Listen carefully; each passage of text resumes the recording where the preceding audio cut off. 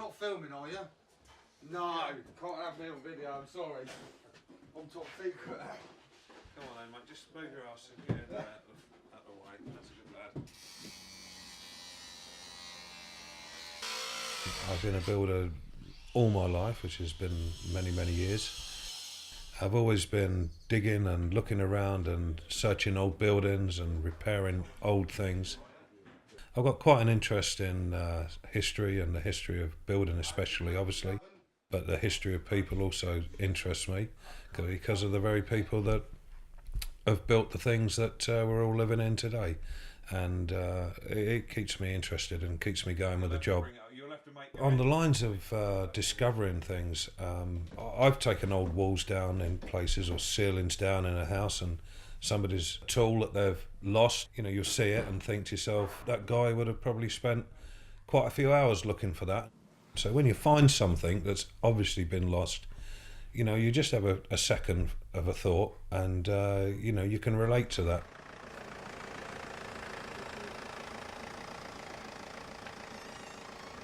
In my own front garden, wasn't looking for anything, but just discovered this very small thing. I could have easily shoveled away some weeds and threw it away and not noticed, but sometimes it's a little thing will catch your eye, and this did. And as soon as I picked it up, I knew there'd be something interesting about it because, well, you could just tell. Well, this is my little treasured front garden, and this is the spot I've been digging and digging to fight the weeds away. And so on one occasion, giving it a bit of a good old sorting out, that something caught my eye when I was digging the ground, and it was a small silver war badge, a little medal from the First World War. I wish I had took these out of the fridge. That particular day, as a Sunday, we always get a nice meal put in front of us, and it's a time to be together, just one time in the week. And usually, if anyone's got something they want resolving, a question to ask or a story to tell, that's the time for it. I had 2 or 3 minutes literally between digging and getting my hands clean and sitting down at the table, and there's just enough time to tap into the laptop to discover just exactly what I had found. And it's surprising just how much you can find. Now every phone's going off. Every badge has an identification number, and that number relates to a specific name, Daniel Wheatley Taylor. I don't know what this meat is, but it's really nice. When Daniel enlisted into the army, one of the facts that sort of drew me into it was that he enlisted in Winchester. Now, my own son is in Winchester University, so there's a link. Thanks, mate. Sorry to bother you, but it's all... Cheers, buddy. Thank you.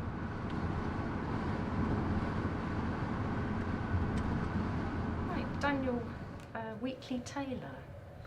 Yeah, that's the name. Yeah, I believe you found or have a war badge, a silver war badge. Yeah, I found his silver war badge, right. And we're interested to know, and I'm very interested to know a little bit more about the guy. If you've got anything you can tell me. Unfortunately, we could only find him in the army records coming up with the Medal Rolls Index. Okay. And on the Medal Rolls Index, which we've got an example of here, he gives his name. Yeah. And then we have which regiment he serves with. The King's Royal Rifles. That's right, okay. Yeah. His rank. Yeah. And his regimental number. At the start of the war, those who were already serving with the army, and those went out to fight and were part of the British Expeditionary Force. Then as the war went on, there was a need for more soldiers to enlist. Because he was an older soldier. Is that why? Like the younger guys went first? Was he in his 30s when he... It may be that he served before and then re-enlisted or was called up again to go out and fight, as they initially thought the war wasn't going to last that long. But as we got into 1915, then into 1916, there was a need for more soldiers to fight. Then further on down, we've got SWB list, and that stands for Silver War Badge List.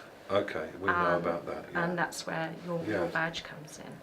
And those were issued to those who had served and were either injured or through illness had to come back home and could no longer fight.